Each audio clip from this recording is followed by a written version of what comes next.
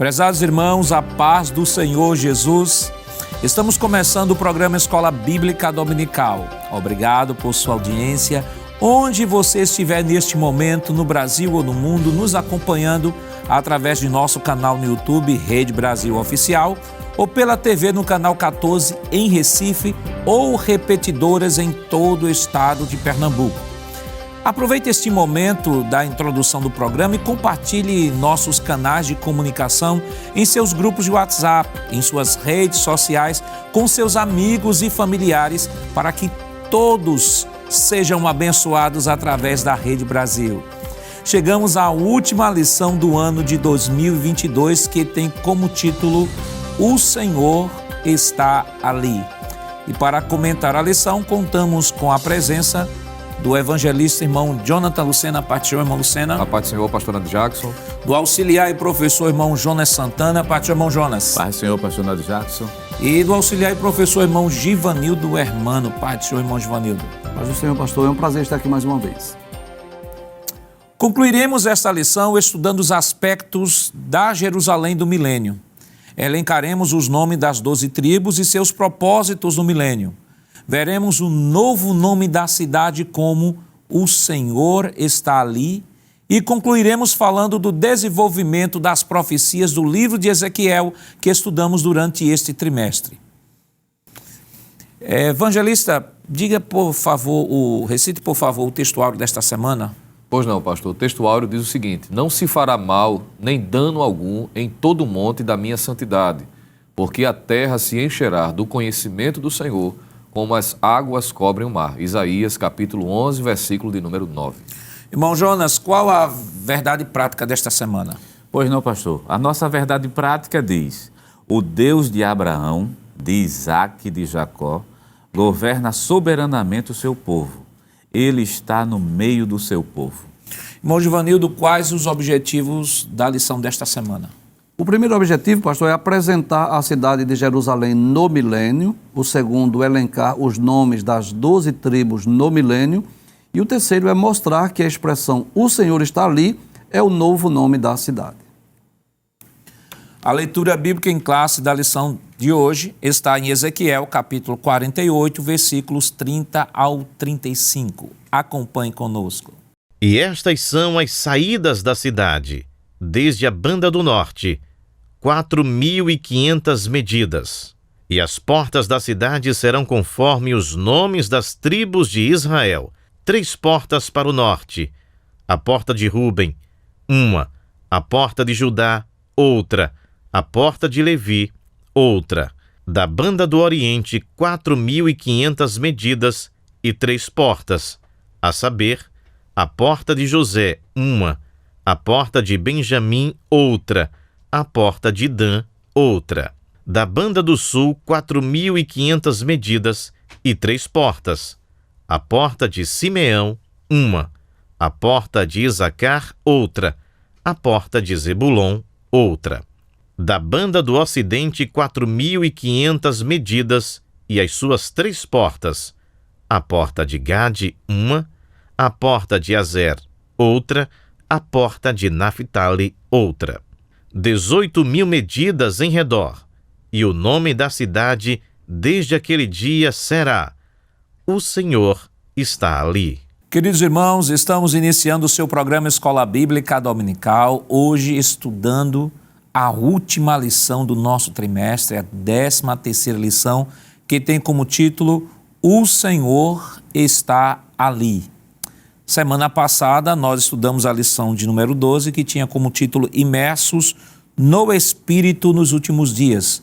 E estudamos ali o capítulo 47 do livro do profeta Ezequiel, no aspecto, tanto dentro do seu aspecto escatológico, quanto do seu aspecto pneumatológico. Foi uma lição maravilhosa que, assim como o profeta mergulhou no rio do Espírito, nós também tivemos esta experiência, mergulhar não no rio literal, mas mergulhar numa nova experiência, na experiência de adentrarmos a uma nova dimensão, buscando a presença de Deus. Fomos estimulados naquela lição a viver uma vida de dependência, né? Como o apóstolo Paulo, fala lá em Gálatas, no capítulo 5, né, ele vai dizer que andai em espírito e não cumprireis as concupiscências da carne. E fomos desafiados na lição da semana passada a viver uma vida nova em Cristo Jesus, viver uma vida completamente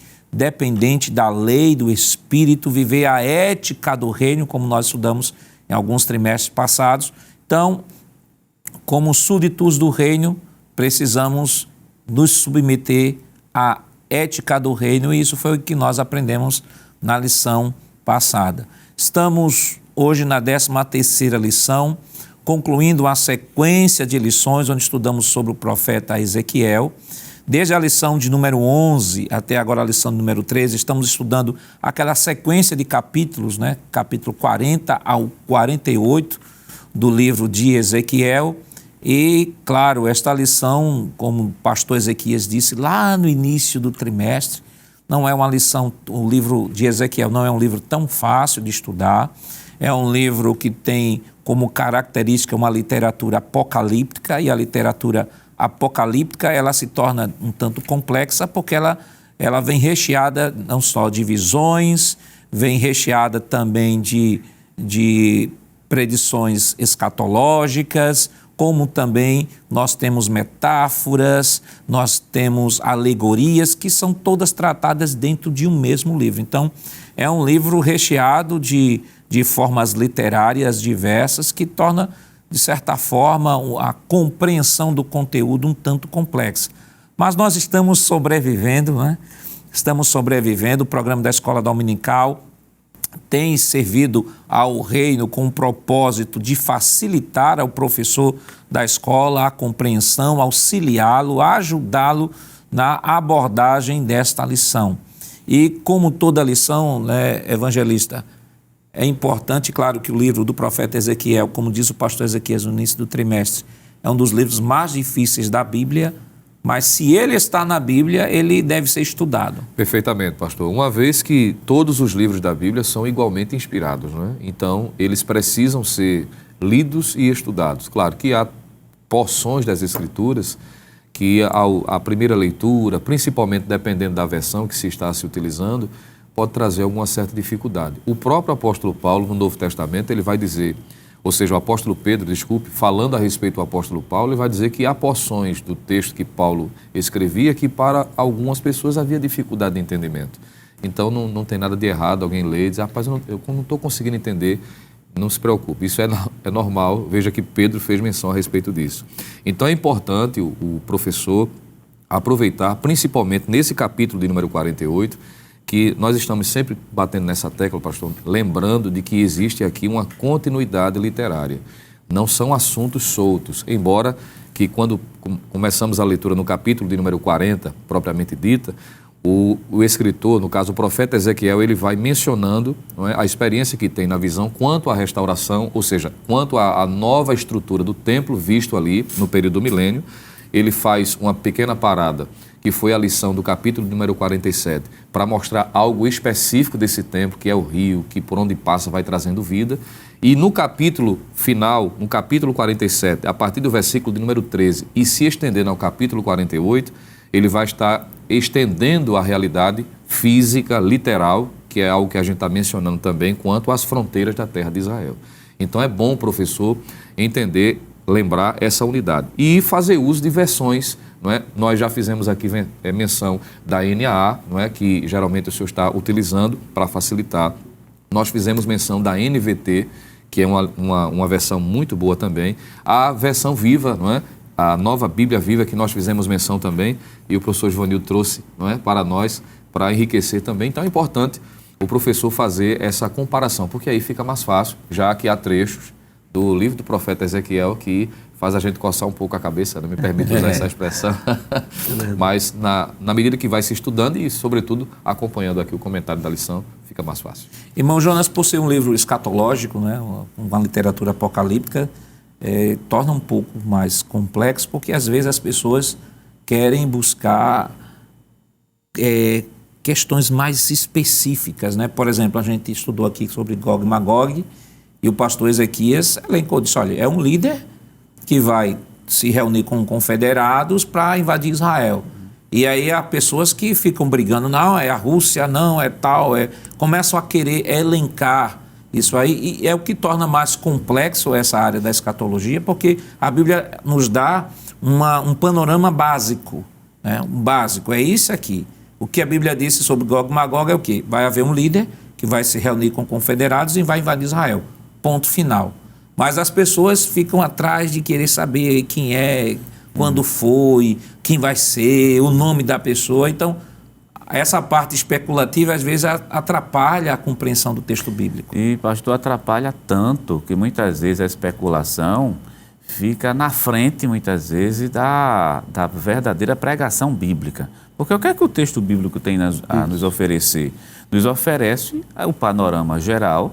Se ele não especifica nomes, aí vem aquela sedução de tentar dar nomes àquilo que a Bíblia não dá. Aí começa a preencher lacunas, que são lacunas não no texto bíblico, são lacunas que a própria pessoa levanta, vai em cima das lacunas, vão dando resposta, e daqui a pouco fica um discurso totalmente à parte daquilo que o profeta Ezequiel estava dizendo. Lembrando, já que é uma literatura apocalíptica, eu acho que o livro de Ezequiel coloca a gente com o pé no chão. Em qual aspecto? A gente não sabe de tudo e nem nunca vai saber de tudo. Existem coisas que Deus revelou, existem coisas que não tem como. Por exemplo, talvez aqui no programa venha a ser tratado sobre a questão da porção do príncipe. Ora, quem é o príncipe? Aí é Jesus. Já se descobre que esse príncipe aqui é casado, né, e tem filho, já não é Jesus. Quem é essa pessoa? Então não adianta dar nome, porque a Bíblia não dá nome para ele, né? Agora, no milênio, né, vai se saber. Fica certo que no milênio se sabe. Se o professor se prendeu o panorama geral, e uma coisa interessante também que tem que ser levada em consideração, tem muita coisa escrita aí sobre Ezequiel. E acho que alguns dos senhores aqui já viram que tem literatura que diz que Ezequiel sofria de algum tipo de problema mental. Eu disse, olha, isso é totalmente desfeito, descartado, porque a visão do profeta Ezequiel, começando do capítulo 40, indo para o capítulo 48, é extremamente organizada. Sim. Você tem a questão do templo, tem a questão do rio e tem a questão da distribuição das terras, que vai ser estudado daqui para frente. É tudo bem feito, é uma pessoa que vivenciou. Então, isso não é fruto de uma mente esquizofrênica, é fruto de revelação divina. Então, o professor tem que ter a certeza. É um livro inspirado por Deus. E outra coisa, veja a sequência lógica que o profeta traz para a gente.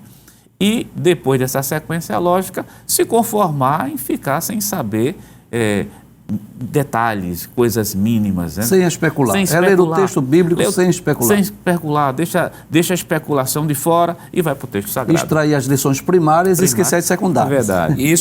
Isso é bem comum, né, irmão Jovanildo? Irmão Jovanildo, que é professor da nossa STEADEB, na Escola de Teologia da Assembleia de Deus, é professor de escatologia, tem um programa aqui na Rede Brasil. Se você ainda não assistiu, você não sabe o que você está perdendo. Programa Instantes Finais, onde ele trabalha ali profecia, escatologia. Irmão, olha, é uma riqueza. Se você assistir, todos os programas são programas, se você assistir, você vai passar a semana todinha revisando o programa, de tanta riqueza que o programa traz.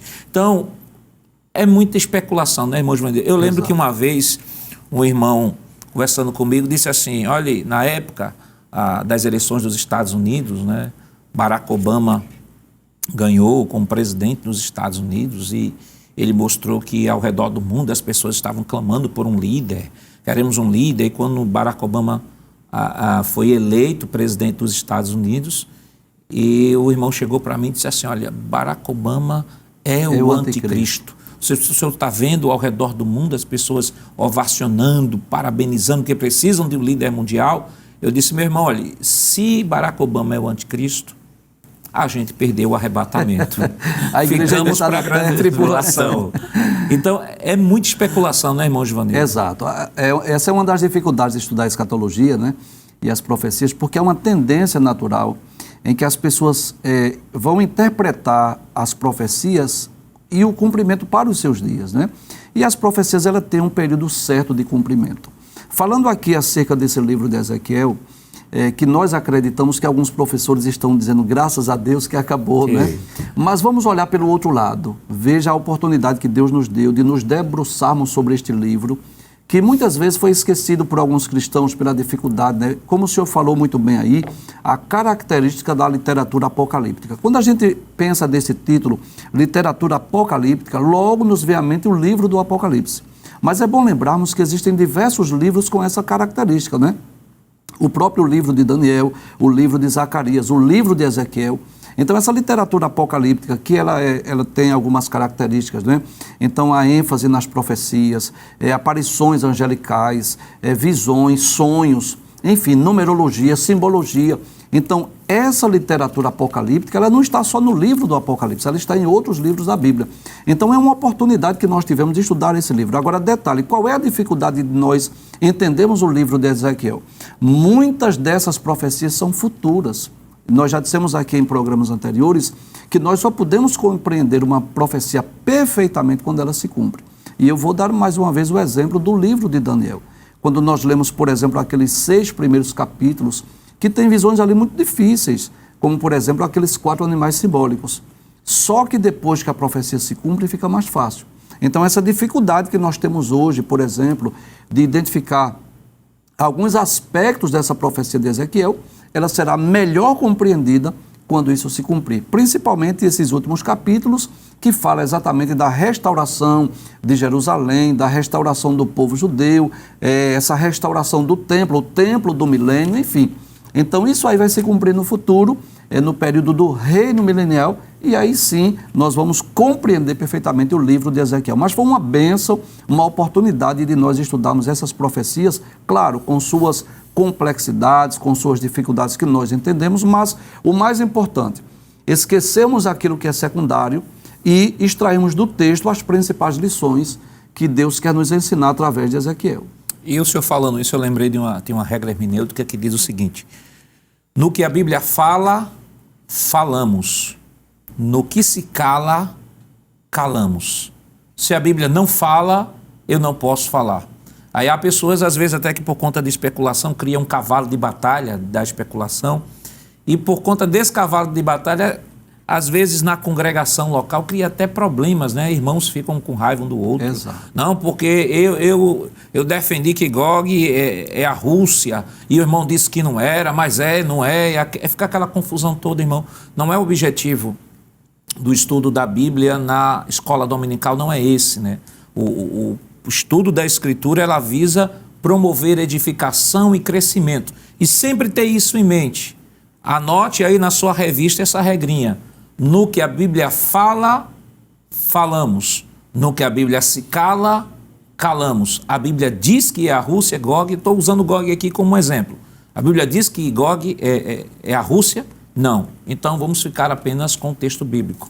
A Bíblia diz quem é o anticristo? Não, a Bíblia descreve as características dele, do seu ministério da impiedade, vai dizer o momento histórico que ele vai entrar em cena, vai dizer o seu modus operandi, o seu modus vivendi, mas não vai dizer quem é. A Bíblia diz quem é? Não. Mas fulano diz que é fulano, que é cicrano, que é beltrano. A Bíblia diz? Não, então ficamos apenas com a Escritura, que é o mais importante. Se o senhor me permitir, eu citar só um exemplo dentro dessa perspectiva, que às vezes as pessoas se prendem mais no secundário do que no primário.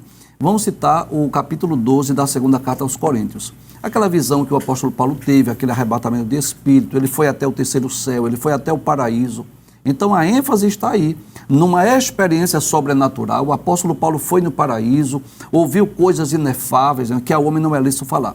Mas onde as pessoas se prendem? No espinho da carne. Toda a polêmica gira em torno do espinho na carne de Paulo, quando na verdade o principal ensino ali não é o espinho na carne, é a visão que ele teve, é a oportunidade de ir no paraíso. Então, isso seria deixar aquilo que é primário pelo que é secundário. E eu lembro, às vezes, tem pessoas que fazem assim, não, esse texto é polêmico. Não tem polêmica, irmão, só tem polêmica para quem é polêmico. Isso. Entendeu? Porque, por exemplo, o texto está claro? Está, então é isso.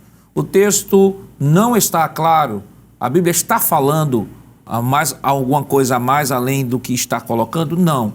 Então, temos a nossa limitação, né? O texto, por exemplo, de Ezequiel, o livro de Ezequiel é um texto que mostra a quanta limitação nós temos. Isso. Nos dá, claro, não é uma limitação no sentido de dizer esse texto é obscuro, a gente não sabe nada, não, que a própria Bíblia vai apontando. Por exemplo, a lição que nós estaremos estudando esta semana, capítulo 48 de Ezequiel, mostra que a visão escatológica de Ezequiel vai até o milênio, enquanto que a visão escatológica de João passa do milênio e adentra a eternidade.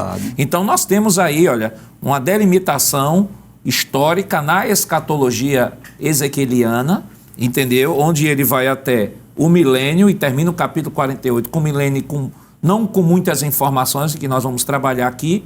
E João, o apóstolo João, ele vai além do milênio.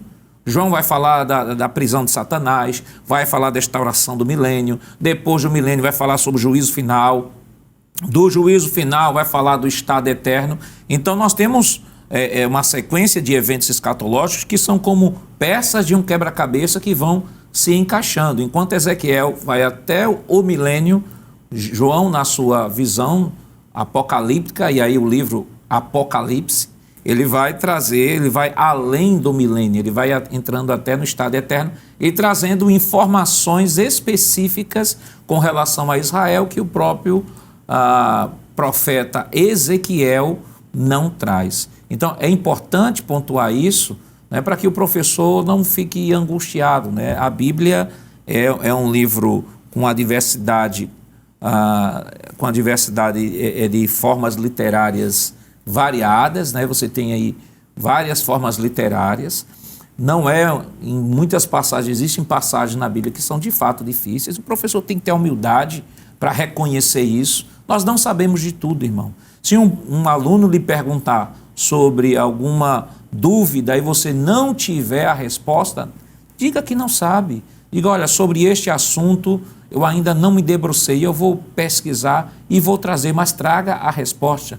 Não se sinta ofendido se um aluno lhe fizer uma pergunta e você não souber responder. Nós não sabemos de tudo, né? Então, eu acho que a maior lição que um professor de escola dominical, além do conhecimento que ele pode trazer, além da vida que ele tem que ter, vida de integridade, eu acho que é a lição de humildade. E a humildade é a porta que se abre para o conhecimento. Evangelista Lucena, o tema da nossa lição, o Senhor está ali. O que é que a gente pode comentar sobre isso? Pois não, pastor. É importante, a título de lembrança, que desde o momento inicial em que Deus fez Ezequiel contemplar, não é, todo esse momento histórico que ocorrerá, claro, na perspectiva de Ezequiel quanto ao futuro, e nós sabemos que ainda está assim nessa perspectiva, o que vai acontecer no período do milênio, é lembrar de que todo esse processo que Israel passará nesse período tem como propósito retomar aquele desejo inicial que é Deus no meio do seu povo. Não é? E isso ficou claro desde o início, tanto a partir do capítulo de número 40, onde a descrição do templo é evidenciada, onde a glória de Deus volta, que foi a lição que estudamos semana passada, e principalmente advindo do texto, não é? Porque já que o tema da lição está fundamentado no final do versículo de número 35, que é o desfecho do capítulo de número 48, quando diz: 18.000 medidas em redor, e o nome da cidade desde aquele dia será: o Senhor está ali. Claro que essa expressão, o Senhor está ali, aponta exatamente para esse propósito. Ezequiel contempla a descrição do santuário, e agora Deus faz ele perceber e enxergar a descrição da cidade. E nessa cidade também haverá uma característica marcante. E o que é interessante também mencionar é que o que vai fazer a diferença, tanto em relação ao templo, ao novo santuário, que é vivenciado, visto por Ezequiel, quanto à cidade de um modo geral, é essa verdade. Deus está presente nela. É Deus restaurando aquele projeto inicial que ele sempre demonstrou, tanto na construção do tabernáculo, quanto à questão do templo também, que é Deus no meio do povo. Então, irmão Jonas, essa cidade, né, que vai ser chamada o Senhor, está ali, que é mais, ele pode até descrever como uma característica, né, da cidade. Talvez não o nome em si, mas a característica da cidade, que aquela cidade vai ser marcada pela presença do Senhor. Pastor, e é bom lembrar também algumas coisas, porque no tabernáculo a gente encontra Deus fazendo presente no tabernáculo. No templo de Salomão, Deus se fazendo presente no templo de Salomão. E aqui é diferente, né? Deus está na cidade, não é somente no templo. Então isso tem que ficar muito bem evidente aí para o professor. Então não é uma coisa somente local, Por isso que a maior característica dessa cidade, dessa Jerusalém do milênio é: o Senhor está ali. Significa que aquela glória que foi perdida voltou, e não voltou para ficar residente num ponto específico, mas sim ficar na cidade, que dali vai iluminar para todo mundo. Por isso que Isaías capítulo 11, versículo 9, que é o nosso texto áureo, diz o seguinte: não se fará mais mal nem dano algum em todo o monte da minha santidade, porque a terra se encherá do conhecimento do Senhor, como as águas cobrem o mar. E qual é a partida desse conhecimento do Senhor? Da cidade de Jerusalém. E é interessante, irmão Givanildo, a similaridade, né, entre os escritos de Ezequiel e os escritos de João. Exatamente. Quando nós pensamos na perspectiva de Ezequiel, o momento que Ezequiel profetizou era um momento de dor, de sofrimento, era um momento de cativeiro, um momento em que o povo estava cativo em Babilônia. Momento em que João recebeu as revelações do Apocalipse, ele estava exilado numa ilha. Que coisa interessante. No início da profecia de Ezequiel, das manifestações divinas a Ezequiel, ele teve uma visão do trono de Deus. Isso está no capítulo 1, por exemplo, versículo 26. E por cima do firmamento, que estava por cima da sua cabeça, havia uma semelhança de trono, como de uma safira. E sobre a semelhança do trono havia como que a semelhança de um homem no alto sobre ele. Aí Ezequiel começa descrevendo uma visão sobrenatural, divina, como que o trono de Deus. João estava em Patmos, ele viu ali os 7 castiçais, no meio dos 7 castiçais, quem aparece? Jesus. Aí nós vamos perceber também como é que Ezequiel descreve o final do seu livro, falando da Jerusalém terrestre, que será no tempo do milênio, e Cristo presente nessa cidade. Como é que João descreve o fim do Apocalipse? Falando da Nova Jerusalém, o tabernáculo de Deus com os homens. Então, o cenário para ambos era o cenário de sofrimentos. Ambos têm o início de uma revelação divina, sobrenatural. Ezequiel vê o trono de Deus, João viu Jesus ressurreto, e ambos vão concluir falando dessa restauração. Sendo que Ezequiel termina falando da Jerusalém do milênio terrena, e João vai terminar o Apocalipse falando da Jerusalém celestial. Então há muita semelhança das revelações dadas por Deus a Ezequiel e dadas por Cristo a João lá na ilha de Patmos. Já que estamos falando de Jerusalém, qual a semelhança entre as Jerusaléns na época de Salomão, na época de Neemias, na época de Jesus, comparada com a do milênio e a do estado eterno? Quais as suas dimensões? O que elas se harmonizam ou no que elas se separam? Mas isso nós estaremos comentando depois do nosso rápido intervalo. Voltamos já.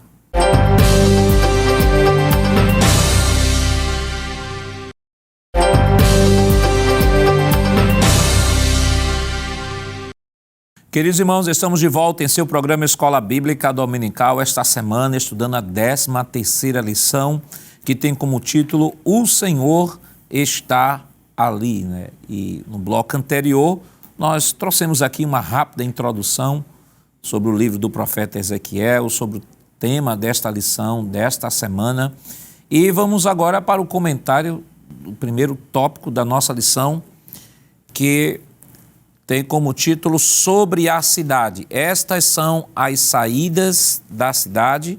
Primeiro tópico. Segundo subtópico, formato da cidade.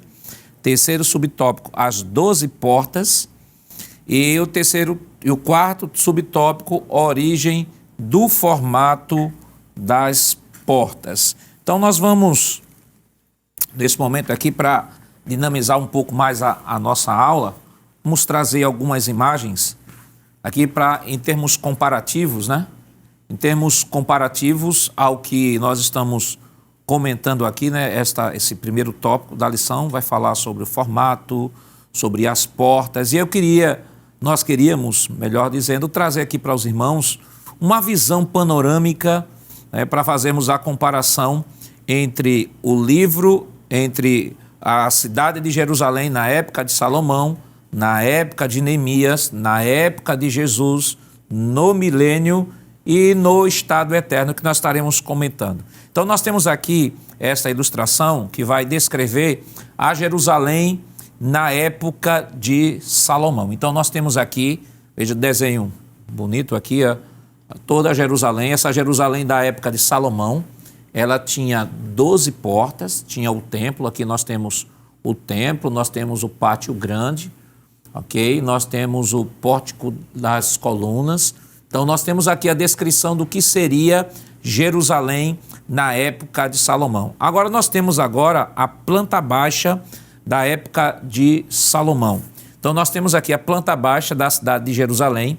Veja que ela não tinha um formato quadrado, não tinha esse formato quadrado. Veja aqui, ó, como descrito aqui na planta baixa. Aqui nós temos uma visão mais tridimensional, aqui nós temos uma visão mais dentro da planta baixa. Veja aqui que ela não tem um formato quadrado, né, como é descrito na cidade de Jerusalém do milênio, e também nós veremos a do estado eterno.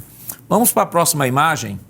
Vamos agora para a Jerusalém na época de Neemias. Veja que imagem maravilhosa, né, da época de Neemias. Observe apenas o formato da cidade, que é esse o nosso objetivo, mostrar o formato da cidade e também dizer que esta cidade aqui, na época de Neemias, Jerusalém, na época de Neemias, ela tinha também 12 portas. Então você pode nos acompanhar aqui, observe aqui, ó, nos acompanhando aqui, acompanhando a nossa canetinha aqui, olha, observe que ela não tem um formato quadrado, ela vai sendo desenhada aqui. Então, veja que essa Jerusalém, como a Jerusalém da época de Salomão, ela não está dentro dessa descrição inusitada que é a Jerusalém que vai ser apresentada durante o milênio. Importante nós lembrarmos, pastor, que essa revelação de Ezequiel é de uma Jerusalém futura, né? No período do milênio.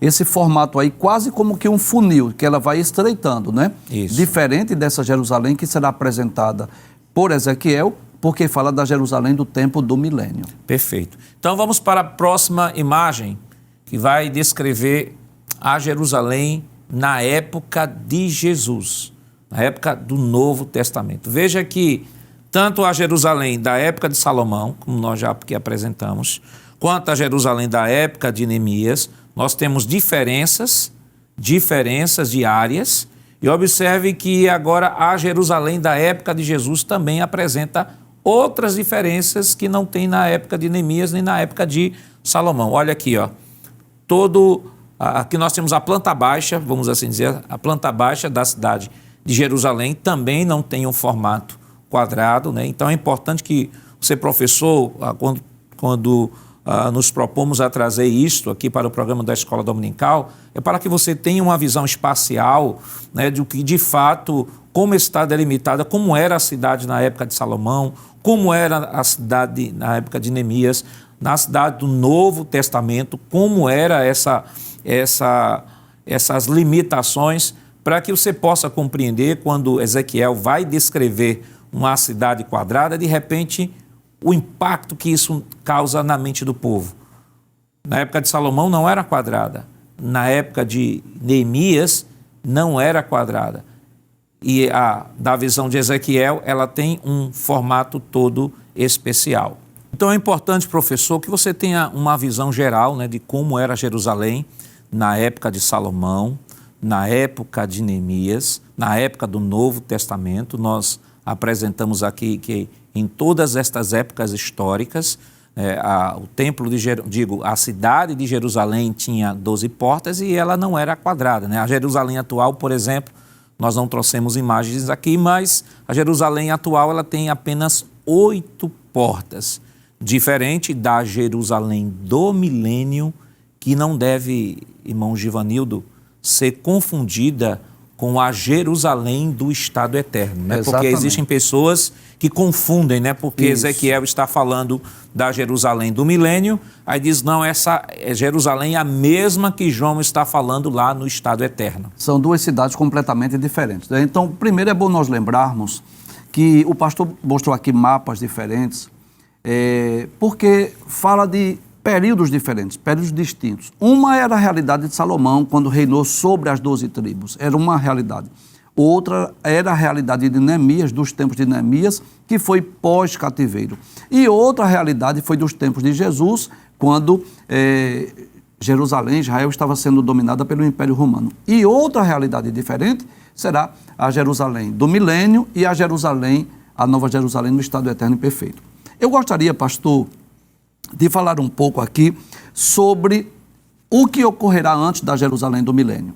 Porque a ideia que nós temos é que essa cidade ela será reconstruída. Ela será uma cidade planejada. Então, antes do milênio, nós vamos perceber que Jerusalém será invadida, exatamente no período da grande tribulação, exatamente no período da batalha do Armagedon. Nós vamos perceber isso lá no livro de Zacarias, capítulo de número 14, para nós entendermos por que essa cidade será reconstruída. Ela será uma cidade planejada. A Jerusalém do milênio será uma cidade planejada. Então, por exemplo, em Zacarias capítulo 14, versículos 1 a 4, que fala exatamente sobre a batalha do Armagedon, o que antecede o milênio, para nós entendermos que essa cidade será destruída para que ela seja restaurada no milênio. Eis que vem o dia do Senhor, em que os teus despojos se repartirão no meio de ti. Os despojos de quem? De Jerusalém. Porque eu ajuntarei todas as nações para a peleja contra Jerusalém, e a cidade será tomada, e as casas serão saqueadas, e as mulheres forçadas, e metade da cidade sairá para o cativeiro, mas o resto do povo não será expulso da cidade. Isso ocorrerá durante a grande tribulação, na batalha do Armagedon. E o Senhor sairá e pelejará contra estas nações, como pelejou no dia da batalha. Se nós lermos ainda Apocalipse, capítulo de número 11, nós vamos perceber que após a ressurreição das duas testemunhas, haverá um grande terremoto na cidade de Jerusalém. Capítulo de número 11, versículo de número 12, do Apocalipse agora. E ouviram uma grande voz do céu que lhes dizia: subi cá. E subiram ao céu em uma nuvem, e os seus inimigos os viram. São as duas testemunhas que serão ressurretas de forma maravilhosa. E naquela mesma hora houve um grande terremoto e caiu a 10ª parte da cidade. Então a cidade atual de Jerusalém será abalada por esse grande terremoto. E no terremoto foram mortos 7.000 homens, e os demais ficaram muito atemorizados e deram glória ao Deus do céu. Então essa cidade de Jerusalém, que será invadida por nações estrangeiras, que será destruída por esse terremoto, ela será planejada, ela será restaurada. Agora, nós não podemos confundi-la com a Nova Jerusalém, porque a Nova Jerusalém, ela é construída pelo próprio Deus. João disse que ela desce do céu, então nós não podemos pensar que seja a mesma. Por exemplo, nós vamos aqui falar de algumas diferenças. Na Jerusalém do milênio haverá um templo, isso está em Ezequiel capítulo 48, versículos 8 e versículo de número 10. Diz assim: e junto ao termo de Judá, desde a banda do Oriente até a banda do Ocidente, será a oferta que haveis de fazer de 25.000 canas de largura e do comprimento como uma das porções desde a banda do Oriente até a banda do Ocidente. E o santuário estará no meio dela. Versículo 10. E a oferta santa será dos sacerdotes, para o norte 25.000 canas de comprimento, e para o ocidente 10.000 de largura, e para o oriente 10.000 de largura, e para o sul 25.000 de comprimento, e o santuário do Senhor está no meio dela. Então, como nós já vimos em lições anteriores, na Jerusalém do milênio haverá um templo. Mas vamos ver o que diz Apocalipse capítulo 21, versículo 22. Diz assim: e nela não vi templo. É bom lembrar que a epígrafe do capítulo 21, a partir do versículo 9, descreve a Nova Jerusalém. Então, uma das diferenças é que na Jerusalém do milênio haverá um templo e na Nova Jerusalém não tem templo. Vou reler o versículo 22. E nela não vi templo, porque o seu templo é o Senhor, Deus Todo-Poderoso e o Cordeiro. Então, com certeza, são duas Jerusaléns diferentes. A Jerusalém do milênio é uma Jerusalém física, terrena, construída por seres humanos. São homens que vão construir essa cidade.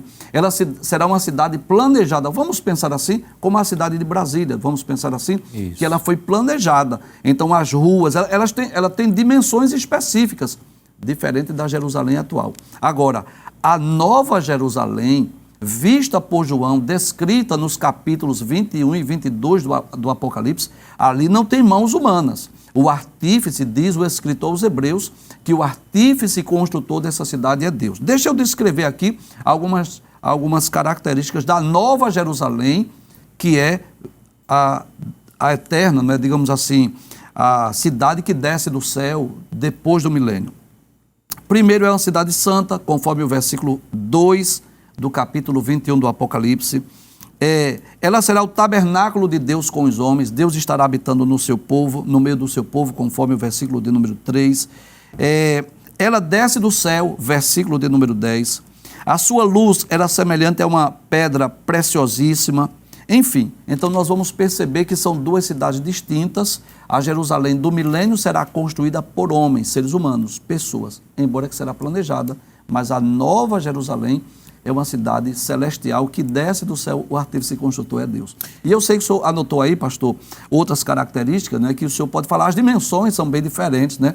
Essa Jerusalém do milênio, ela é muito pequena comparada à nova Jerusalém, né? Nós poderíamos falar sobre isso também. Por exemplo, aqui na lição nós vamos perceber em Ezequiel capítulo 48, que nós vamos falar sobre essas dimensões. Ela tem de cada lado 2.250 metros, né? Pouco mais de 2 quilômetros de cada lado. Isso. Enquanto que a Nova Jerusalém, ela tem 2.200 quilômetros de cada lado. Então as dimensões são bem distintas, bem diferentes de uma para outra. E eu sei que o senhor fez outras observações. E quando o irmão Giovanni está falando isso, eu lembrei aqui que assim, a Jerusalém terrestre, ela é um croquis da Jerusalém celeste, como o tabernáculo foi um croquis do tabernáculo celestial. Aí eu lembrei logo aqui de irmão Lucena, irmão Jonas, Êxodo capítulo 25, versículo 40. Êxodo 25, 40. Texto, veja o que o texto nos diz, 25 e 40 aqui. Eu queria que o senhor lesse antes o versículo de número 8, que é interessante 25:8? Isso, de Êxodo. 25:8. E farão para mim um santuário, para que eu possa habitar no meio deles. Aí versículo 40. Tenha o cuidado de fazer tudo segundo o modelo que foi mostrado a você no monte. Deus dizendo a Moisés, olha, eu estou dando o modelo. O tabernáculo não foi construção da mente de Moisés. Deus deu o modelo e o modelo deveria ser feito daquele jeito. Deus dizendo, siga as minhas instruções. Aí o escritor aos Hebreus, no capítulo 8, veja que coisa tremenda, irmãos. A Bíblia, ela explica a própria Bíblia. Capítulo 8, versículo 5, diz assim, está falando sobre Jesus o mediador, ele diz assim, estes ministram em figura e sombra das coisas celestiais, assim como Moisés foi divinamente instruído quando estava para construir o tabernáculo. Então, observe, o escritor aos Hebreus, o contexto, depois você pode ler com mais cuidado, o capítulo 8 do livro aos Hebreus, ele vai falar sobre o santuário terrestre, que foi o modelo, foi sombra daquilo que havia no celeste. Como Cristo também adentrou ao santuário celeste, do qual ele foi constituído sumo sacerdote, que o escritor aos Hebreus vai dizer, olha, nem sacerdote seria aqui na terra, porque nem da linhagem de Levi ele era. Ele era da tribo de Judá, mas Deus o constituiu sumo sacerdote de uma superior aliança, de um superior concerto e de um superior tabernáculo, do qual esse tabernáculo aqui, você pode ler depois do capítulo 8, capítulo 9, é apenas um croquis. Então, quando eu olho para Jerusalém, irmão Lucena, eu vejo, dentro disso aí que o irmão Givanildo colocou, né, embora que são dimensões menores, né, já foi dito aqui da Jerusalém terrestre, 2.250 metros de cada lado, Ezequiel 48 e 16, 2.200 quilômetros, Apocalipse 21, 16, ambas tinham uma forma quadrada, embora que a outra de Jerusalém, ela é para cima também, né? Isso, é em forma de cubo. A Jerusalém, só relembrando o que o irmão Givanildo falou, né? A Jerusalém do milênio, ela é terrestre, e a Jerusalém do estado eterno, ela é celeste. A Jerusalém do milênio tem o nome das 12 tribos, né? Isso. Em cada porta, e a Jerusalém celeste, além do nome das 12 tribos, ainda tem o nome dos 12 apóstolos nos fundamentos. Então isso mostra que há uma diferença colossal, né, de tempo, espaço e característica. Perfeitamente, pastor. E o que é curioso, e de alguma forma já vimos isso em lições passadas, é que da mesma forma que houve uma progressão, não é, quanto ao santuário, o tabernáculo, o templo de Salomão e os demais que surgiram após a restauração, por Zorobabel, Herodes e o templo do milênio, nós vimos essa grandiosidade. Como o assunto tratado diz respeito à cidade, Deus não foge à regra. Nós vemos a grandiosidade, o que vai culminar, claro, como já foi bem descrito, com a nova Jerusalém que desce do céu. Então veja que Deus está revelando mais uma vez a suntuosidade do seu projeto, do seu propósito. Isso tanto para a nação de Israel, como seu povo escolhido, como também para todos quantos se submeterem a viver de acordo com a vontade de Deus. O que é curioso é que esta cidade, quanto à sua distribuição, que vai ser tratado com mais propriedade no bloco seguinte, é que não será beneficiado somente a nação de Israel, mas será citado, por exemplo, os próprios estrangeiros. Deus, através do profeta Ezequiel, já tinha introduzido isso no finalzinho do capítulo 47, não é? Quando ele faz menção da participação dos estrangeiros, o que é curioso aqui também. Capítulo de número 47, está escrito assim, versículo 21, repartireis, pois, esta terra entre vós, segundo as tribos de Israel. Será, porém, que a sorteareis para a vossa herança e para a dos estrangeiros que peregrinam no meio de vós, que geraram filhos no meio de vós, e vos serão como naturais entre os filhos de Israel. Convosco entrarão em herança no meio das tribos de Israel. E será que, na tribo em que peregrinar o estrangeiro, ali lhes darei, ou seja, ali lhe darei, dareis, digo, a sua herança, diz o Senhor Jeová. Então veja que isso está apontando para a grandiosidade do projeto de Deus. E aqui já se mostra a extensão dessa graça, dessa misericórdia, né? Que não se restringe apenas a um povo seleto, a um povo seletivo, à nação de Israel, mas que a bênção respinga também para os estrangeiros, contanto que estes se submetam ao critério de Deus, não é? O que vai ficar claro ainda de forma mais suntuosa, mais maravilhosa, quando a nova Jerusalém desce, que também vai contemplar todos quantos se submeterem à vontade de Deus.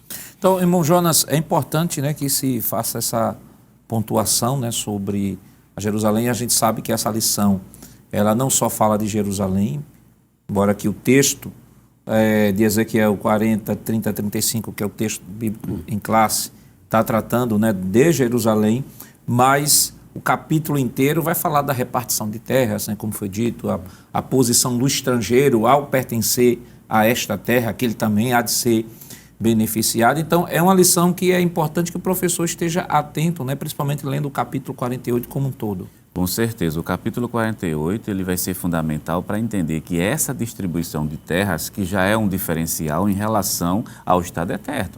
Quer dizer, a distribuição de terras que vai ser apresentado no próximo bloco acontece no período do milênio e é uma distribuição justa.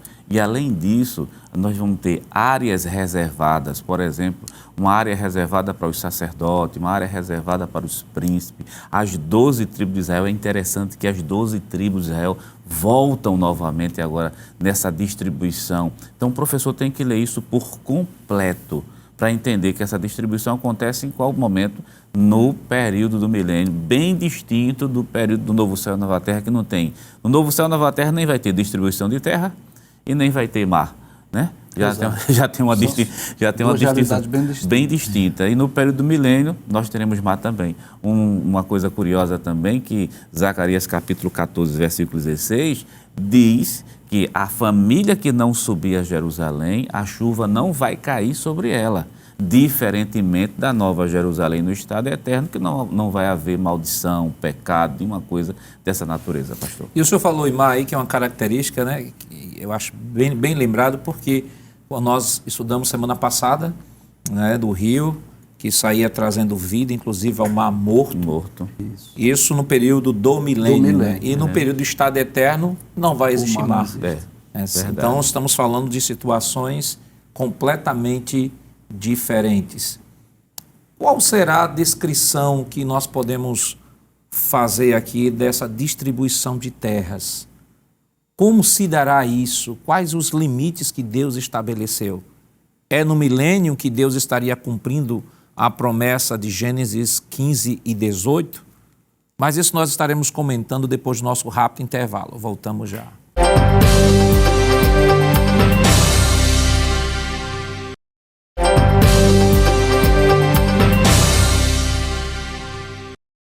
Queridos irmãos, estamos de volta em seu programa Escola Bíblica Dominical, esta semana estudando a 13ª lição, que tem como título O Senhor está ali. E no bloco anterior, nós comentamos aqui sobre a Jerusalém terrestre e a Jerusalém celeste, mostramos de que a Jerusalém do milênio em nada tem a ver com a Jerusalém do estado eterno. E vamos agora para o tópico da nossa lição, o segundo tópico de nossa lição, que tem como título Sobre o nome das 12 tribos. Primeiro, as 12 tribos de Israel. Segundo, critério da ordem dos nomes. E o terceiro, propósito dos nomes.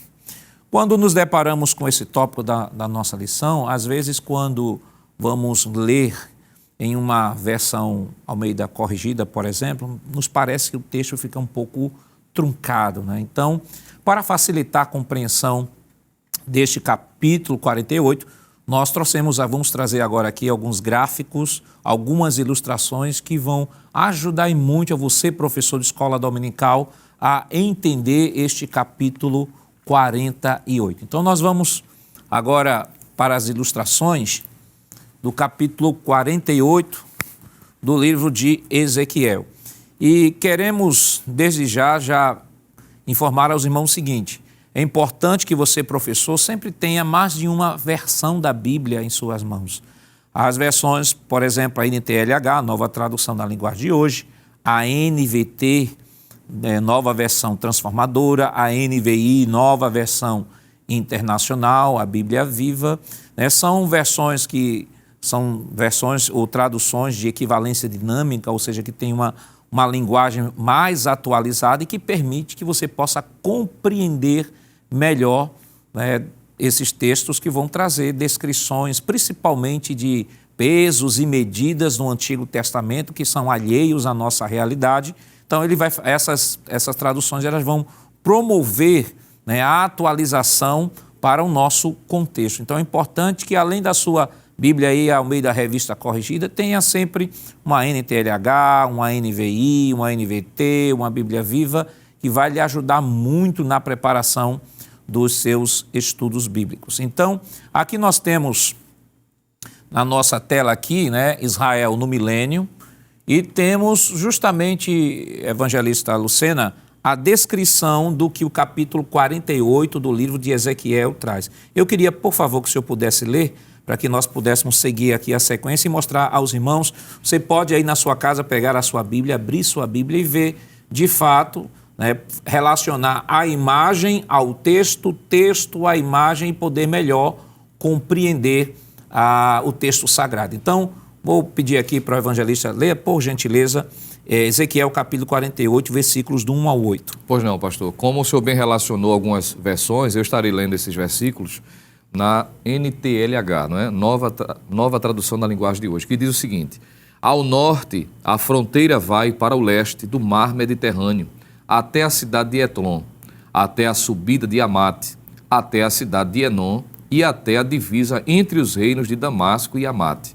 Cada tribo deverá receber terras que irão desde a fronteira do leste até o mar Mediterrâneo, a oeste... Veja, desde a fronteira do leste, o mar Mediterrâneo, toda essa descrição que ele está fazendo aqui no texto está dentro daqueles mapas que nós mostramos aqui, as diversas cidades, diversos pontos extremos. Então, é importante que você possa fazer uma revisão daqueles mapas dos outros programas que nós apresentamos.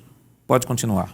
Pois não. Desde a fronteira do leste, como dissemos, até o mar Mediterrâneo, aí diz, a oeste, na seguinte ordem, do norte para o sul. Aí ele relaciona Dan, Azé, Naftali... Pronto, um momentinho só. Então, observe como o texto está descrevendo. Vamos lá.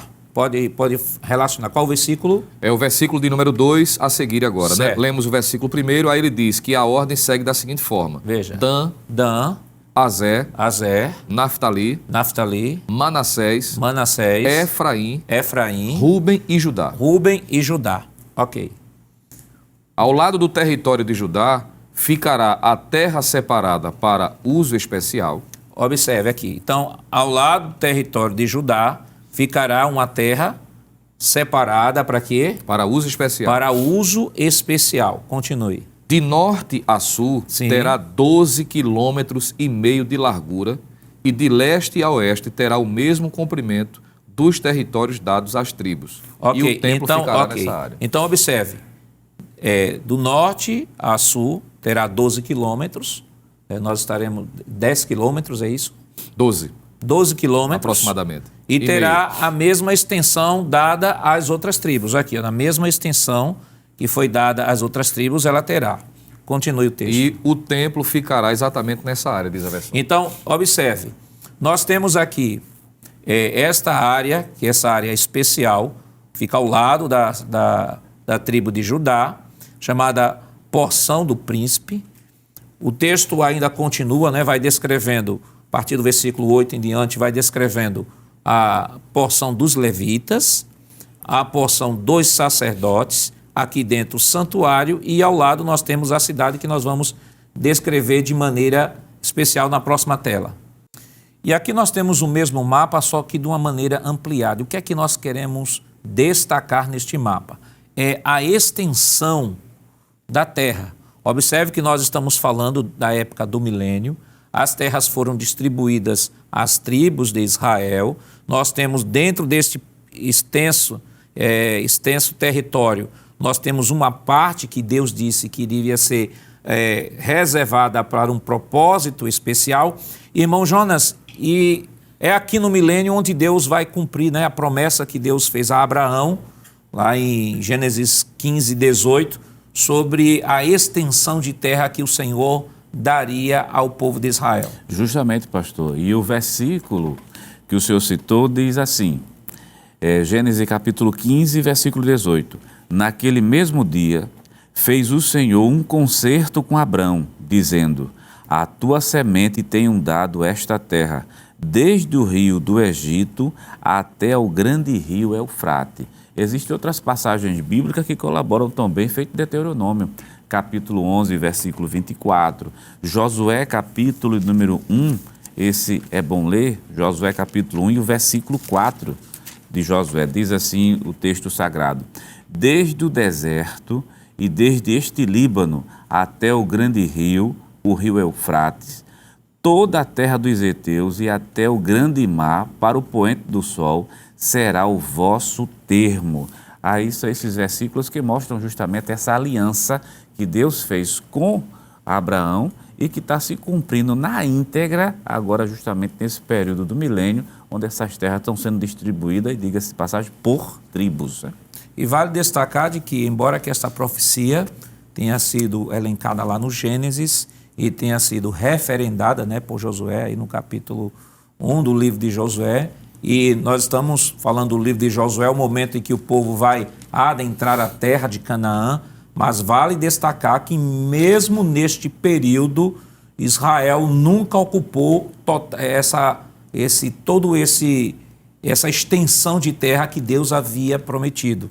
Mesmo no Reino Unido com Davi, mesmo no Reino Unido com Salomão, Salomão fez muitas alianças. Se você pegar o mapa de Israel da época de Davi, do reinado de Davi, da época de Salomão, você vai perceber que a extensão é maior. Salomão fez muitas alianças, mas mesmo assim Israel não chegou nem a 50% desse território que Deus havia prometido a Abraão. E é justamente nesse período do milênio onde o Senhor há de cumprir. Observe, desde o mar, né, como foi falado ali, desde o mar até o rio Eufrates.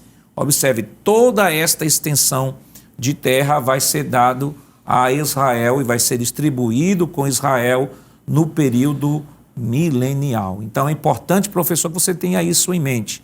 Esta briga hoje, né, que existe lá naquele território, embora que o problema ali não é terra, o problema ali maior é a existência do próprio Estado de Israel, haverá um dia que Deus não só vai trazer vida a toda aquela região, mas o Senhor vai estabelecer o seu governo a partir daquela região e as extensões de terras, como Deus prometeu a Abraão, seu amigo, Deus haverá de cumprir no milênio. Então vamos para a próxima tela. Então é importante que o professor ele tenha isso em mente, possa revisar este programa várias vezes, possa dar uma pausa no mapa, printar o mapa na tela, comparar com a sua versão e começar devagarzinho ali a ler o texto bíblico, acompanhando, olhando o mapa, e você vai socializando melhor o conhecimento, você vai aprendendo mais e vai podendo compreender o que de fato está sendo dito ali no livro do profeta Ezequiel. Então, aqui nós temos, irmão Givanildo, uma porção que é justamente daquele primeiro mapa, né, que é a porção de terra. Eu queria que o evangelista pudesse ler 48 e 15 do livro de Ezequiel, para que a gente possa explicar aqui. Pois não, pastor. Eu li aqueles versículos iniciais na NTLH e agora estarei lendo esse versículo na versão viva, que diz o seguinte: a faixa de terra ao sul da área destinada ao templo, com 12,5 quilômetros de comprimento por 2 quilômetros de largura, será aberta ao povo para construir casas e plantar jardins e pomares. No meio dessa faixa de terra ficará a cidade. Então, observe. Então, esse mapa aqui, essa ilustração, é aquela ilustração. Volta o mapa anterior, por favor, para que o professor possa associar essa imagem com a imagem do mapa anterior. Pronto. Nós temos, olha aqui, essa parte aqui, que é a parte que o texto que foi lido lá de capítulo 48, versículo 8, que vai falar que a terra teria um propósito especial. Então, é essa terra aqui, olha, nós temos os sacerdotes, os levitas, nós temos Jerusalém, a cidade de Jerusalém e o templo nessa porção. Então, nós temos aqui, estamos destacando essa parte aqui, ampliada, que é justamente essa ilustração que nós estamos apresentando agora. Essa parte aqui, essa porção de terra, como isso na prática está sendo descrita, né? A próxima tela, por favor. Como isso na prática está sendo distribuído. Então, observe.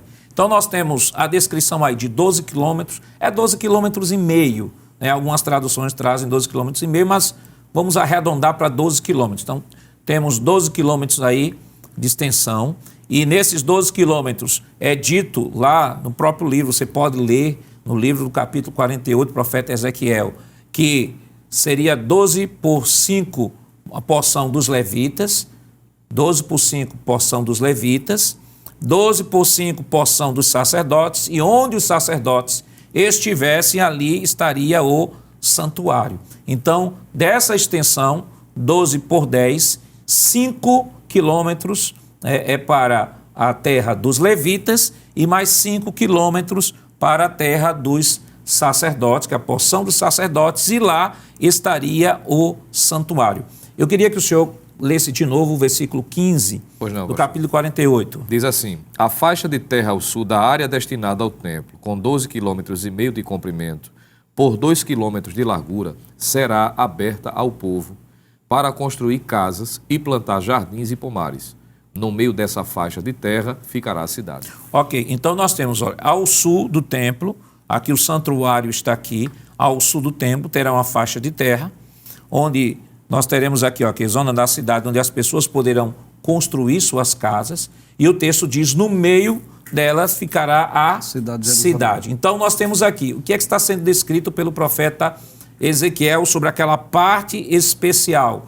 Ele diz, olha, essa parte especial será chamada porção do príncipe, como o irmão Jonas já bem introduziu aqui no início do programa. Esse príncipe ninguém sabe o que é uma incógnita, não adianta tentar começar a especular sobre este assunto. O importante é que o texto está dizendo que é o príncipe. Então essa vai ser a porção do príncipe. E nesta porção do príncipe, Deus delimita de que dentro da porção do príncipe, 12 por 5 seja dos levitas e 12 por 5 seja dos sacerdotes. Então nós temos aqui 12 por 10, que é o que é descrito no próprio livro do profeta Ezequiel, 5 da porção dos levitas e 5 da porção dos sacerdotes, e o templo fica no centro. Observe que a cidade fica fora desse perímetro, fica fora desse perímetro, e ao redor da cidade uma zona de habitação normal. Então, irmão Givanildo, isso é importante que o professor possa visualizar entender e sabendo que, e aqui eu começo a lembrar, a pensar agora, Deus, quando as tribos de Israel estavam lá no deserto, acampado, o tabernáculo estava no meio. No centro, né? E aqui nós vemos as tribos Sim, e a porção de terra no meio do povo. Isso mesmo, pastor. Assim como Deus deu a Moisés, posso dizer assim, a planta do tabernáculo, né, para que ele construísse o tabernáculo, eu posso dizer que Deus mostrou com antecedência ao profeta Ezequiel o que será Jerusalém durante o reino milenial.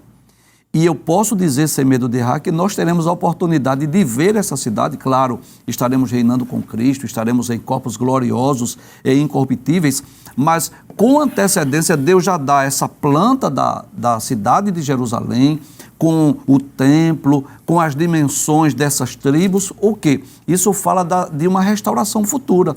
Aquela restauração que Deus disse, não é, que iria trazer mais uma vez o povo de Israel. Eu quero aproveitar e ler um texto aqui, lá no livro de Isaías, capítulo de número 11, versículo de número 11, que diz assim: porque há de acontecer naquele dia que o Senhor tornará a estender a mão para adquirir outra vez os resíduos do seu povo que restarem da Assíria e do Egito, e de Patros, e da Etiópia, e de Elão, e de Sinar, e de Amate, e das ilhas do mar. Ou seja, Deus vai trazer o seu povo mais uma vez. O povo judeu que estará ainda disperso por conta das dispersões voltará.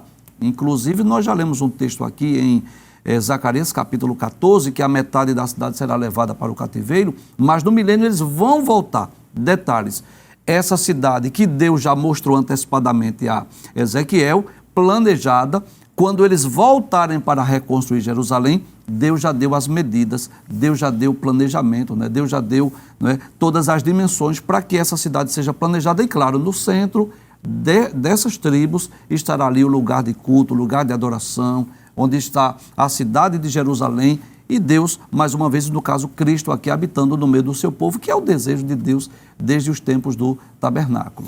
E pela descrição do próprio capítulo 40, né, do profeta Ezequiel, o evangelista, a gente percebe que aí é o cumprimento de Deus com relação às suas promessas em relação a Israel, o seu povo. Deixa isso bem claro, né? A divisão de terras é para as tribos de Israel. Observe que tem a presença dos levitas, a presença dos sacerdotes, a presença do santuário. Nós temos a cidade vai estar presente também nesse contexto. Então, não tem como descrever e dizer assim que esta cidade é o estado eterno, ou que a igreja está relacionada à igreja, ou que isso aí é uma linguagem simbólica, porque está bem claro o texto.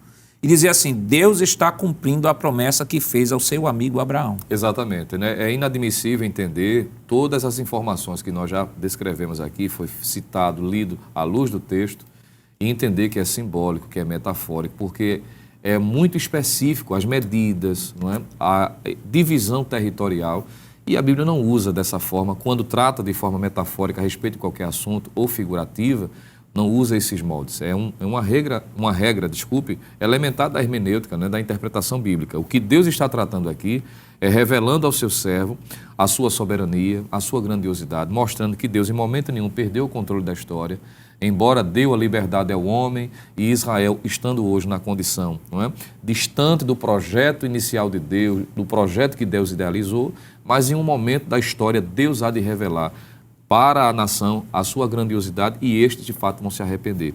E ao se arrepender, desfrutarão de tudo aquilo, me permita dizer, de que já deveriam estar desfrutando. Não é? E Deus vai mostrar a sua misericórdia. Então, isso mostra, pastor, entre outras coisas, porque o professor pode estar, não é, talvez se perguntando como é que eu vou aplicar isso em sala de aula. Porque uma coisa, é claro, é entender a dimensão, o contexto histórico, tudo isso é importante, mas a gente aprendeu, nós temos aprendido da necessidade de trazer essa aplicação. Então, é uma ótima oportunidade para lembrar. Todos estes capítulos, 40 ao 48, apontam, entre outras coisas, primeiro, para a soberania de Deus. Deus é fiel em cumprir a sua promessa.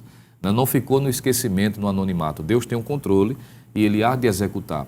Dentro da sua grandiosidade, da sua soberania, existe a sua misericórdia, porque Deus teria, se assim quisesse, todos os motivos de dispensar Israel, abrir mão, porque Deus é soberano, mas ele ainda assim usa de misericórdia aquilo que Paulo disse em Romanos, capítulo de número 11. E dentro dessa misericórdia aí é o que é grandioso também, é Deus revelar a sua graça. Em todos os momentos da história da humanidade, Deus revelando sua graça e a sua misericórdia.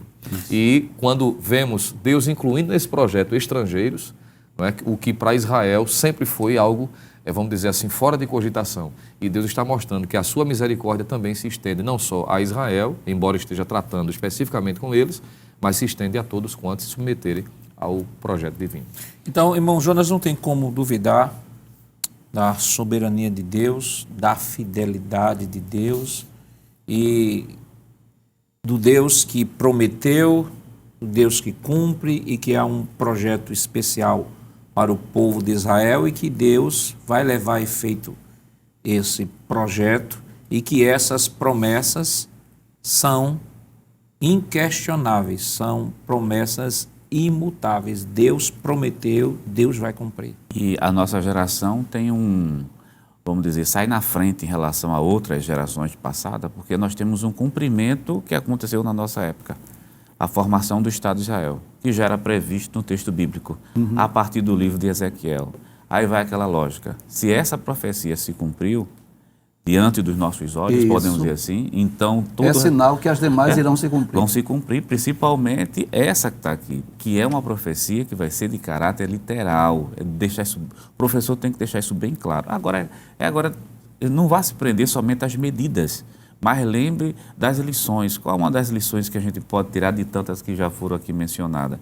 Por exemplo, no quadro que está sendo apresentado, quem é que está no centro do dali? Ora, já se remete para Deus, que quer ser o centro da nossa vida, em todos os seus aspectos, porque aquele vai ser o centro da vida religiosa, aquele vai ser o centro também da vida civil. Então, Deus é o centro da nossa vida religiosa e Deus também é o centro da nossa vida profissional, nossa vida civil, nossa vida humana. Outra coisa, todas essas medidas, toda a arquitetura que vai ser realizada lá no futuro, está tudo posto aqui, mas o que dá sentido a tudo isso é porque o Senhor está ali. Quer dizer, é a presença de Deus que dá sentido a esse funcionamento. Então, é o professor dizer aos seus alunos que o que faz dar sentido à nossa vida, por mais organizada que ela seja, por mais organizado que isso aqui seja, mas o que dá sentido é a presença de Deus, na vida da cidade e tirando uma lição para a gente, independente da organização da nossa vida, mas o que dá sentido à nossa existência é a presença de Deus. É claro, irmão Givanildo, que nós trouxemos aqui essas ilustrações para que o professor entendesse de fato o que é que o autor está tratando. Isso facilita muito na compreensão, mas o que não pode deixar de existir é a aplicação. A aplicação prática da lição. Quais aplicações nós podemos fazer desta lição para estar sugerindo ao professor? Bem, além das que já foram citadas, né, sobre a soberania de Deus, a fidelidade de Deus, a graça de Deus, uma das principais lições é que tudo vai terminar bem. Como é que começa o livro de Ezequiel? Um contexto de destruição, um contexto de invasão estrangeira, um contexto de sofrimento, de dores, de cativeiro, mas no final do livro ele vai dizer, olha, vai terminar tudo bem. Deus estava usando Ezequiel para dizer assim, olha, o final desse povo, o final dessa nação será glorioso. E Deus me mostrou tudo sendo restaurado. Deus mostrou um novo templo, Deus mostrou-me um rio que por onde ele passa, ele produz vida. Deus me mostrou que o povo vai tornar para a sua terra. Deus me mostrou as dimensões das 12 tribos como ele havia prometido. Então Deus irá restaurar todas as coisas. Esta, sem dúvida, é uma das principais lições que nós aprendemos no livro de Ezequiel e principalmente nesse capítulo 48. Irmão Lucena, o que é que a gente pode rapidamente trazer ao professor? Pois não, pastor, apenas recapitular aquilo que a gente sempre está mencionando, né? Uma vez que é a última lição, aproveitar o máximo de ler os textos, né? Fazendo essa comparação com outras versões, o que vai facilitar e muito, e fazer entender o seguinte, que quando nós indicamos uma versão, não é que a versão corrigida está errada ou a outra é superior, perfeito, mas é porque cada uma usa uma linguagem de acordo com a forma, né? O senhor utilizou o termo técnico, que é equivalência dinâmica, para facilitar, não é que essa ou aquela, então se está sendo usado a Viva, eu vou só usar a Viva, não. Veja aqui, eu fiz menção da NTLH, porque nela determinado trecho ficou mais compreensível, em outra, não é, passagem na Bíblia Viva, então fazer essa observação que é importante para ninguém pensar que existe uma tradução sagrada mais do que a outra, né? Isso. É uma questão de compreensão que vai depender da necessidade, como nós vimos aqui. Aí alguém pergunta assim, qual a melhor tradução? Aí alguém respondeu, aqui eu entendo. Verdade. A melhor tradução que entende, isso é muito importante, pastor. Porque a revista Corrigida ela é consagrada, né? É uma revista excelente. E por que essa diversidade toda? Para facilitar a compreensão, porque o professor trabalha com diversos públicos. E veja que o livro de Ezequiel usar a sinceridade que o pastor Ezequiel tem usado. Não é um livro fácil de se entender. Então, por que não fazer posse desses recursos que nós temos para facilitar o entendimento desse quadro geral? Lembrando que desde o maternal até a classe de juvenis, a versão utilizada é NTLH, né? Isso, exato. Exatamente para facilitar, para que as crianças, pré-adolescentes e adolescentes tenham uma linguagem mais simples, mais fácil. Né? Nós que somos adultos temos esse privilégio. Semana passada comemoramos o Dia da Bíblia, né? Na semana passada. E um dos grandes privilégios que nós temos é não só ter a Bíblia em nossa mão, que já é um grande privilégio, mas nós temos essa diversidade de versões, de traduções, que nós podemos ler o texto, comparar e ficar mais compreensível, mais fácil. A compreensão do texto bíblico é um grande privilégio que nós temos. Queridos irmãos, estamos concluindo mais um trimestre, quarto trimestre de 2022, e não só o trimestre, né? Estamos concluindo o ano de 2022. E queremos, desde já, em nome do nosso pastor-presidente, pastor Ailton José Alves, agradecer a você que esteve conosco durante todo este ano aqui aprendendo com a Escola Bíblica Dominical. E queremos lhe desejar um feliz ano novo, um ano de muitas bênçãos da parte de Deus e que no início do novo ano possamos estar novamente juntinhos aqui aprendendo a palavra do Senhor na nova lição do trimestre. E que Deus continue lhe abençoando em nome de Jesus. Queridos irmãos, depois de uma lição tão maravilhosa, vamos orar ao Senhor agradecendo a Ele pelo ano de 2022, nós estivemos aqui juntinhos em 4 trimestres aprendendo a palavra do Senhor, iniciamos o ano e estamos concluindo e podemos dizer, até aqui nos ajudou o Senhor. Vamos orar neste momento, agradecendo ao Senhor por este ano tão maravilhoso que o Senhor proporcionou para cada um de nós. Oremos. Pai, em nome de Jesus, nós queremos te render graças, Senhor, pela oportunidade e o privilégio que nos concedes, ó Pai, de estarmos concluindo não só mais um trimestre, mas mais um ano para a glória e louvor do Teu nome. Te agradecemos pela Tua grandiosa misericórdia sobre as nossas vidas e queremos pedir uma bênção toda especial em favor de todos aqueles, Senhor, que estão sendo alcançados através deste programa. Queremos pedir uma bênção, Senhor, em favor do nosso pastor-presidente, pastor Ailton José Alves. Continua ajudando o teu filho, dando força, saúde, vigor, firmeza. Continua, Senhor, com as tuas mãos estendidas, Senhor, sobre o superintendente da Rede Brasil, o evangelista Sonivaldo, a todos aqueles que estão envolvidos diretamente na produção deste trabalho, Senhor, que a tua boa mão de Deus continue estendida sobre cada um. Abençoe a cada dirigente, a cada professor, a cada aluno, ó Pai. Ajuda os teus filhos, Senhor, no exercício, Senhor, de sua atividade na escola bíblica dominical. Continua ajudando, ó Pai, que no próximo ano, assim como as tuas bênçãos estiveram sobre as nossas vidas este ano, possam, Senhor, continuar sobre a vida de cada um de nós. Em nome de Jesus, nós pedimos hoje para todo sempre. Amém. Chegamos ao final deste programa. Hoje concluímos a lição do último trimestre de 2022, estudando sobre o novo nome da cidade de Jerusalém.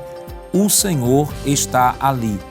No próximo programa, iniciaremos a nova lição com o tema geral: Aviva a tua obra. O chamado das Escrituras ao quebrantamento e ao poder de Deus. Iniciando a primeira lição com o título O Avivamento Espiritual. E gostaríamos de contar com sua companhia durante todo o ano de 2023.